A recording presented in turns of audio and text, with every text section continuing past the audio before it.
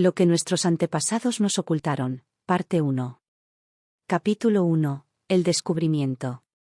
En las montañas remotas del sur de Colombia, en un pequeño y olvidado pueblo llamado Piedra Negra, un secreto oscuro y ancestral permanecía enterrado bajo siglos de silencio.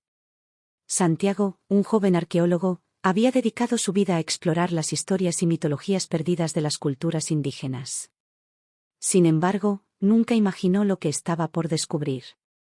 El pueblo, rodeado de leyendas y rumores sobre rituales prohibidos y deidades antiguas, había sido ignorado por generaciones de investigadores, pero Santiago no podía ignorar lo que había encontrado en una vieja cueva.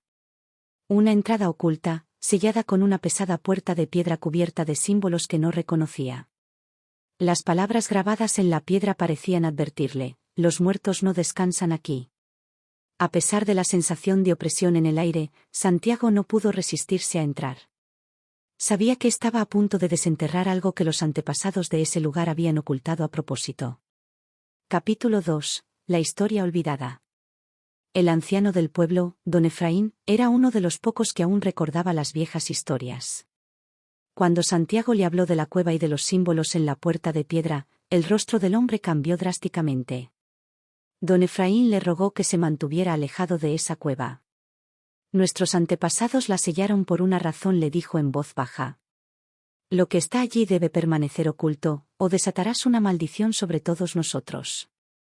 Santiago, escéptico, asumió que las palabras del anciano eran producto de supersticiones. Sin embargo, esa noche, cuando revisaba sus notas y los símbolos de la entrada, sintió una presencia extraña en su cuarto. Las sombras parecían moverse por sí solas, y el aire se volvió denso, como si algo invisible estuviera observándolo. En sueños, vio figuras encapuchadas realizando rituales macabros bajo la luz de la luna, invocando a entidades que no pertenecían a este mundo. El terror se apoderó de él, pero aún no podía detenerse. Algo lo impulsaba a continuar. Capítulo 3. La apertura del portal.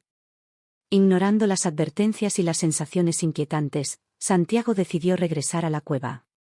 Junto a su equipo, comenzó a excavar la entrada sellada. Al abrirla, una ráfaga de aire helado escapó del interior, como si la cueva hubiera estado esperando ser liberada. Dentro, las paredes estaban cubiertas de símbolos antiguos que relataban una historia perdida de sacrificios humanos y seres oscuros que vivían en el inframundo. Pero lo más perturbador fue lo que encontraron al fondo de la cueva: un altar de piedra, cubierto de huesos, y en el centro, una gran caja de obsidiana sellada con más símbolos. Santiago sabía que esa caja contenía algo que no debería ser desenterrado, pero su curiosidad lo superó. Cuando la caja se abrió, un grito inhumano resonó en las profundidades de la cueva. El equipo cayó al suelo, tapándose los oídos, pero era demasiado tarde.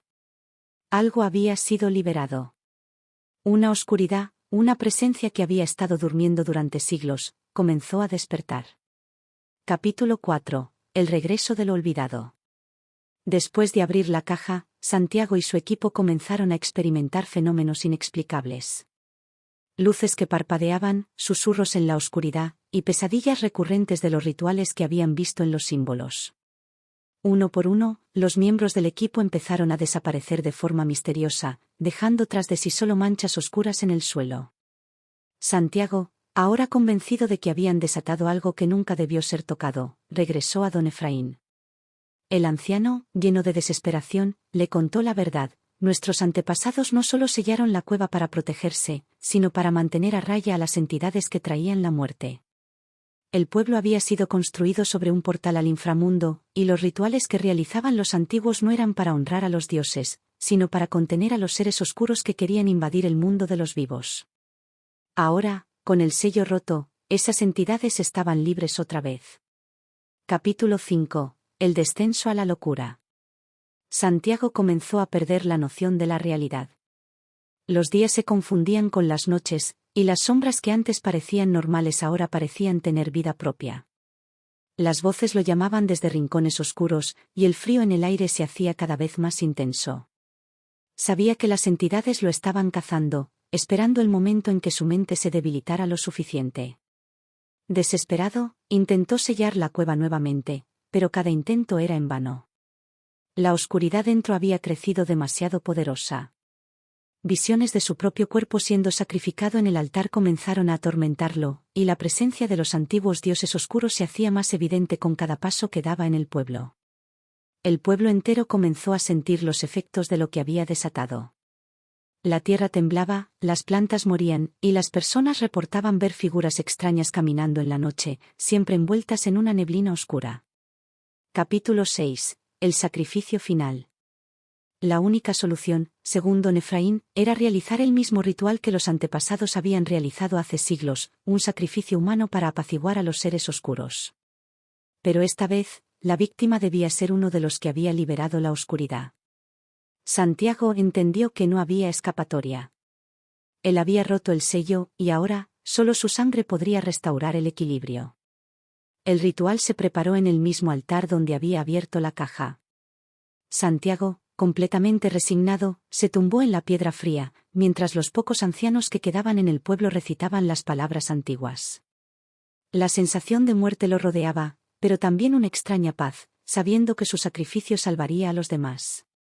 Cuando la última palabra fue pronunciada, las entidades aparecieron. Sombras grotescas y sin forma emergieron de la oscuridad, hambrientas, y rodearon el altar. En un instante, Santiago sintió el frío absoluto apoderarse de su cuerpo, mientras la oscuridad lo consumía por completo. Epílogo. Después de la muerte de Santiago, el pueblo volvió a la normalidad, o al menos eso parecía en la superficie. Pero don Efraín sabía que el peligro nunca desaparecía por completo. Los antepasados habían sellado el portal una vez, pero solo con el sacrificio de sangre humana. El ciclo se repetiría, y eventualmente, alguien más rompería el sello y desataría nuevamente a los seres oscuros. El pueblo permanecía en silencio, pero en las noches más oscuras, aquellos que vivían cerca de la cueva juraban escuchar susurros suaves que venían de las profundidades, como un recordatorio de que lo que nuestros antepasados nos ocultaron nunca desaparece realmente, solo espera su momento.